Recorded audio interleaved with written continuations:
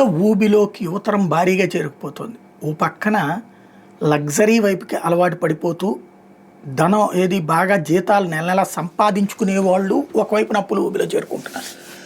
రెండో వైపున వచ్చేటప్పటికి ఇప్పుడున్నటువంటి పరిస్థితుల్లో ఈ మధ్యతరగతి వర్గం విపరీతంగా అప్పుల పాలవుతున్నటువంటి పరిస్థితి. ఏంటి అంటే ప్రతి చిన్న అవసరం ఖర్చు పెరిగిపోయింది. బ్యూటీ పార్లర్కి వెళ్ళడం అనేది అలవాటైపోయింది. ఇదివరకు ఈ తల స్నానము, కొబ్బరిది అదేది కొబ్బరి నూనె, లేకపోతే కనుక దాన్ని వేరే ఉంటారు కుంకుడుకాయ రసము, ఇట్లాంటి వాటితో ఉన్నంత వరకు చక్కగా మహిళలకు జుట్టు అదంతా బాగానే ఉండేది.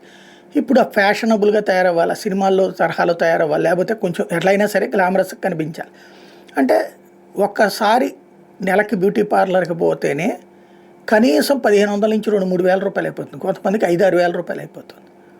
ఇంట్లో 3 లేడీస్ ఉన్నారంటే అదొక కాస్ట్.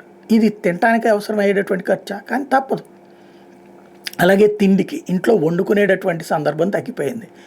మ్యాక్సిమం స్విగ్గీలు, జొమాటోలు వీటికి ఎక్కువ అలవాటు పడిపోయారు. అవన్నీ అయ్యేటప్పుడు ఏమవుతుంది, డబ్బులు ఉండట్లేదు చేతిలో. డబ్బులు లేనప్పుడు ఏమో అంటే వచ్చిన సంపాదన 10-15 తారీఖుల కల్లా అయిపోతుంది. ఇక ఆ పైన ఈ క్రెడిట్ కార్డులో నుంచి కట్టడాలు, ఈ యాప్లు కొత్తగా వచ్చినటువంటి వాటిలో నుంచి అప్పులు చేసేయడాలు. ఒకటి ఇప్పుడు ఎక్కడ దొరికితే అక్కడ అప్పు చేసేస్తున్నారు. ఇక్కడ ఈ బ్యాంకులు, ప్రభుత్వమైన ప్రైవేట్ అయినా బ్యాంకులు అప్పు తీసుకున్నంత వరకు పర్లేదు, కానీ మన అదేమంటారు కారు లైసెన్స్ ఇస్తే అప్పు వస్తుంది, చిన్న చితక డాక్యుమెంట్లు ఉన్నా సరే అప్పు వస్తుంది. ఇవాళ అట్లా ఇచ్చే సంస్థలు ఉన్నాయి, ఫైనాన్స్ సంస్థలు.